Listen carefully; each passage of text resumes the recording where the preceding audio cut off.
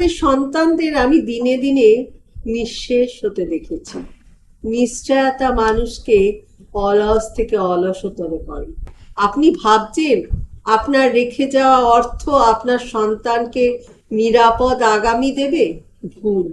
আপনার অর্থ আপনার 5 বছরের বাচ্চাকে দামি খেলনা দাবি করার মানসিকতা দেবে। ক্লাস 10-এ পড়তেই সে চাইবে আইফোন, ইন্টারে বাইক, অনার্সে গাড়ি, বিস্তর পকেট মানি, স্টেশন গ্যাপ দেয়ার অধিকার, দামি ঘড়ি আর শুধু জাঙ্ক ফুডেই মাসে 10,000 টাকা। আপনি না দিলে সে বিরক্ত হবে, আপনাকে কৃপণ আর সন্তানের ইমোশনের গুরুত্ব না দেওয়া হার্টলেস বাবা মা মনে করবে। যার যার পাপ পূর্ণের মতোই যার যার অর্থ পরিশ্রমের প্রাপ্তি তারই হওয়া উচিত। আপনার কিছু স্বপ্ন ছিল। আপনি কলেজে পড়ার সময় ভেবেছিলেন দুটো মেয়ের পড়ার খরচ চালাবেন, আমেরিকা না হোক অন্তত নেপাল ঘুরে আসবেন। সেই স্বপ্ন আপনি ভুলে গেছেন সন্তানের নিশ্চিত ভবিষ্যৎ ভাবনা।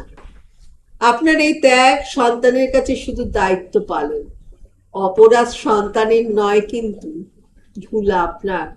আপনি তাকে জানিয়েছেন যা আমার তার সবই তোমার। আমি তো করিনি, করব না। যা আমার তা শুধু আমারই।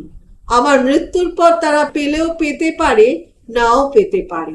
আমার যদি কঠিন কোনো অসুখ হয়, আমি ওয়ার্ল্ড ক্লাস ট্রিটমেন্ট নেব, সমস্ত প্রপার্টি বিক্রি করে। মাত্র 5 দিন বেশি বেঁচে থাকার জন্য হলেও এটা আমি করব।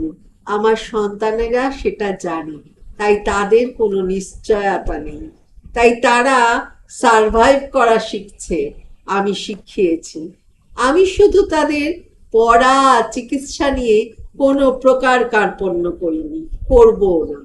মা হিসেবে, একজন মানুষ হিসেবে, অন্য একজন মানুষ যাকে আমি এ ধরনীতে এনেছি তার প্রতি আমার এটুকুই দায়িত্ব।